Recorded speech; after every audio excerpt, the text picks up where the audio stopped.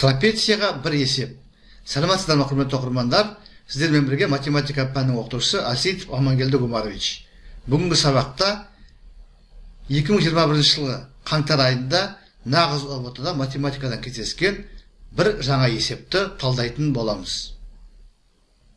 Есептің шарты: ABC-да трапеция, суреттен көрініп тұр, AB мен CD тең, олай болса бұл тең бүйірлі трапеция. AC диагоналі CD бүйір қабырғасына перпендикуляр, және BK биіктігі AC диагоналін E нүктесінде қияды. BE-нің ұзындығы 16-ға тең, KE-нің ұзындығы 9-ға тең. BC қабырғасының, яғни жоғарғы табанының ұзындығын табу керек. AK кесіндісінің ұзындығын X арқылы белгілейік. Бізде AKE тікбұрыш менен CBE тікбұрыш үшбұрыштары ұқсас болады. Себебі қараңыздар, мына вертикаль бұрыштар тең, бір-бір тікбұрыштары бар. Олай болса, екінші сүйір бұрыштары тең болады. Сондықтан бұл екі үшбұрыш, үш бұрышы бойынша ұқсас болады. Олай болса,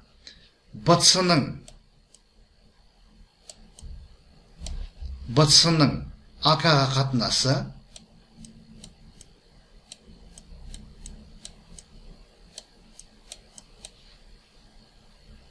BE-нің EK-ға қатынасына тең болады. BE-нің EK-ға қатынасы.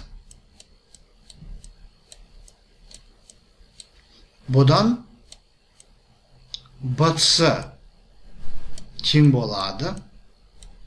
AK бізде X, BE 16, EK 9 олай болса, BC тең болады. 9-дан 16 көбейтілген X. Енді қараңыздар, C төбесінен трапецияның биіктігін жүргізейік. Оны H деп белгілейік. Бұл H BK-ға тең, яғни бізде H BK-ға тең. BK дегеніміз BE мен EK-ның қосындысы 16 қосу 9, 25-ке тең болады. Енді қараңыздар, трапеция тең бүйірлі болғандықтан бізде мына кесіндінің ұзындығы AK-ға тең болады, яғни X-ға тең болады. K менен мына жерді T деп қойайық. K-ның ұзындығы ол BC-ға тең. Олай болса, бұл да 16 бөлінген 9 көбейтілген X болады. Енді қараңыздар, ACD тікбұрыш бұрышында CT гипотенузаға түсірілген биіктік. Сонда қараңыздар, тікбұрышты үшбұрыштың гипотенузасына түсірілген биіктіктің квадраты ол катеттердің гипотенузадағы проекцияларының көбейтіндісіне тең болады, яғни AT менен TD-ның көбейтіндісіне тең болады.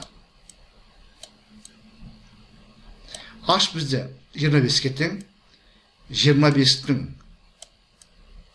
квадраты тең болады.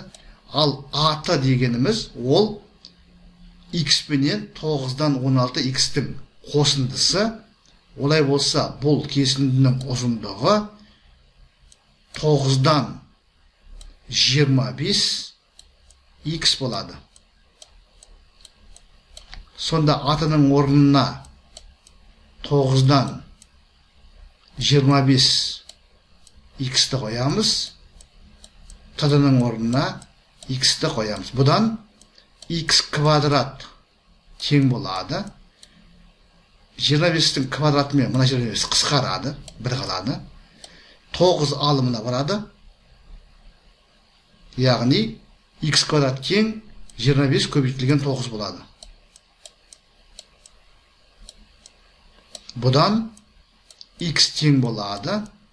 Түбір астында 25 көбейтілген 9. 25-тен 5 шығады, 9-дан квадратты бірден 3 шығады, 5 пен 3-тің көбейтіндісі 15, яғни бізде x 15-ке тең болады. Олай болса, b-сы бізде тең болады. Мұна x-ның орнына 15-ті қоямыз. Сонда 16 көбейтілген 15 бөлінген 9-ға. 15 пенен 9-ды 3-ке қысқартамыз. Алымында 5 бөлімінде 3 қалады. 16-ны 5-ке көбейтемін 80. 80-ді 3-ке бөлеміз. Бұрыс бөлшек. 80-ді 3-ке бөліп, аралас сантын жазамыз. 80-ді 3-ке бөлгенде 26 бүтін 3-тен 2 шығады. Сонымен бұл есептің жауабы С пункті 26 бүтін 3-тен 2-ге тең.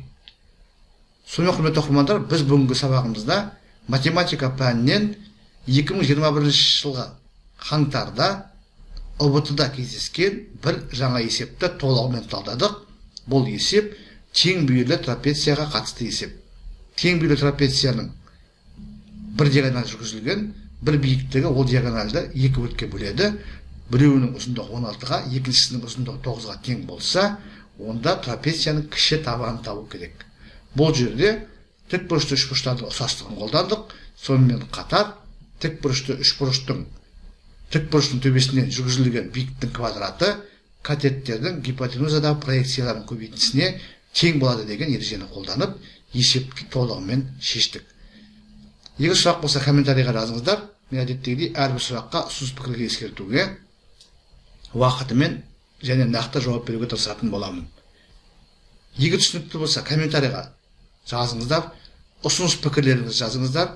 Егер есептерге қызығушылық мол болатын болса, яғни комментарийлер мен пікірлер көп болатын болса, мен онда осы ОБТ-ға дайындық есептерін жүктеуді жалғастыратын боламын.